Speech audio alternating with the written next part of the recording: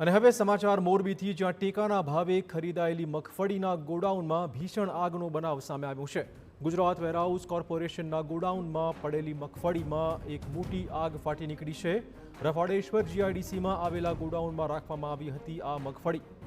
4 મહિના પહેલા મગફળીની ખરીદી કરાઈ હતી અને ગોડાઉનમાં તેનો સંગ્રહ કરાયો હતો। ફાયર વિભાગ દ્વારા મેજર કોલ ડિક્લેર કરવાની ફરજ પડી છે। મોરબી ફાયર વિભાગની 4 ટીમ આગ ઓલવવાની કામગીરી કરી રહી છે। રાજકોટથી 2 અને વાંકાનેરથી પણ ફાયરની એક ટીમ બોલાવી દેવાઈ છે। આગ પર કાબુ મેળવવાના તમામ પ્રયત્નો હાલમાં થઈ રહ્યા છે। તો એક મોટા સમાચાર મોરબીથી સામે આવ્યા છે। રફાળેશ્વર જીઆઈડીસીમાં એક મોટી આગનો બનાવ, મગફળીના ગોડાઉનમાં આગ ફાટી નીકળી છે। વાગે અહીંથી મયંકભાઈ જે છે એમના માલિક, એમનો ફોન આવ્યો કે કંઈક ધુવાળા નીકળે છે। એટલે હું તો લગદીરગઢ લીવાંટો ગોડાઉન અહીંથી 20-22 કિલોમીટર, એટલે હું તરત આવ્યો ને ફાયર બ્રિગેડને પણ ફોન કરી જ દીધો હતો।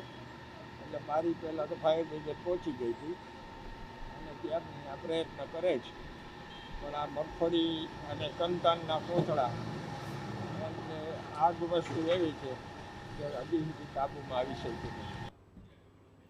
તો હાલમાં બ્રિગેડ કોલ ડિક્લેર કરીને આગ ઓલાવવાની કામગીરી શરૂ કરવામાં આવી છે।